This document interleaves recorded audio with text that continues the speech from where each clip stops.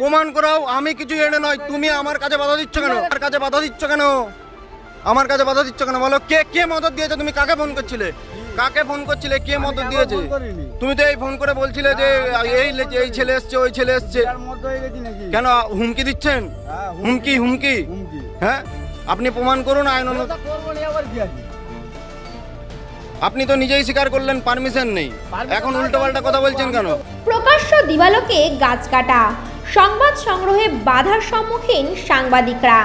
চন্দ্রকোনা 1 নম্বর ব্লকের লক্ষ্মীপুর গ্রাম পঞ্চায়েতে কাঙুর গ্রামে প্রকাশ্য দিনে গাছ কাটার কাজ চলছিল।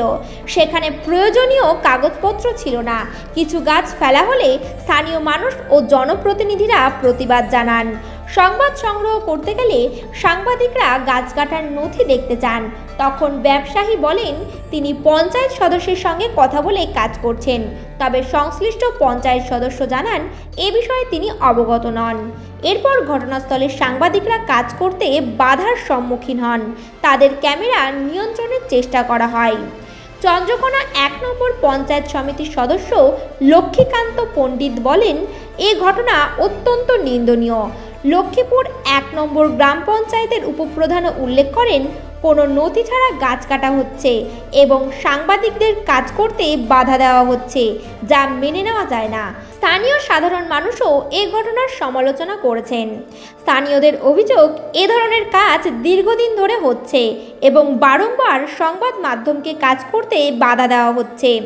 Bureau report, HPI news. Permission নাই কেন নাই? পারমিশন নাই তো। গাছ কাটতে গেলে পারমিশন লাগে তো? গাছ কাটতে গেলে পারমিশন লাগে তো? এই হাফ জায়গাতে কোনো পারমিশন নেই। হ্যাঁ, নাই তাহলে ফরেস্টার পারমিশন নাই? না। পঞ্চায়েতের নো অবজেকশন? পঞ্চায়েতের মেম্বারকে বলে কাটা। কে মেম্বার কে? কি নাম তার? কি নাম? এখানে আমার ফটো তুলছে। যে কাকে ফোন করলেন? তোমাদের কাজ তোমরা করো। হ্যাঁ, না আপনি কাকে ফোন করে বললেন যে এখানে ছেলে এসছে? কাকা ফোন করলো না করলো বলবেন না কেন? পারমিশন নেই গাছটা কাটছেন কেন? আপনি কিভাবে কাটছেন? পারমিশন না নিয়ে আপনি কিভাবে কাটছেন গাছটা? কার গাছ? মালিকের নাম বলো, কার গাছ কাটছে? কে তোমাদেরকে বিক্রি করেছে নামটা বলো। কি নাম? নামটা কি? হ্যাঁ, ওর নামে এফআইআর হবে। বিজয় সাহেব বলে দিল যার গাছ তার নামে এফআইআরটা হবে।